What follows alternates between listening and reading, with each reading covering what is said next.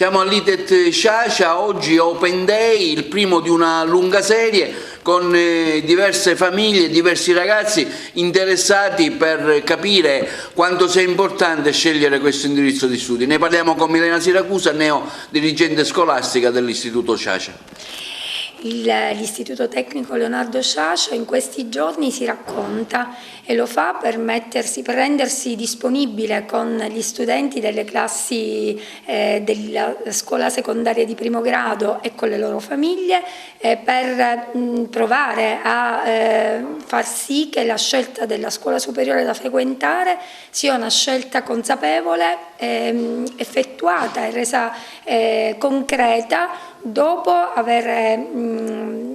sperimentato le attività della scuola, gli spazi della scuola, dopo aver parlato con i docenti che quotidianamente si mettono al servizio in questa istituzione scolastica per costruire il futuro lavorativo, personale, professionale dei ragazzi, ma lo facciamo facendoci collaborare da abilissime miniguide che sono i nostri stessi studenti, i principali protagonisti del racconto di questa scuola,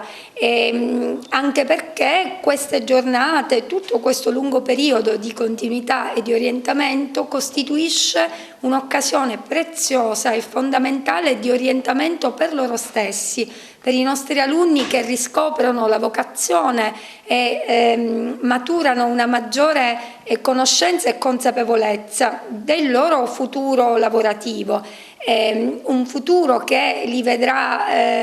necessariamente, li dovrà trovare attrezzati di quella competenza indispensabile per il mondo che stiamo preparando per loro e che farà i conti proprio con la cittadinanza digitale, per cui ci sentiamo di poter affermare che questo indirizzo di studi sicuramente formerà i ragazzi per interfacciarsi con la pubblica amministrazione, con il lavoro di domani, per avere un diploma direttamente spendibile con le nuove professioni che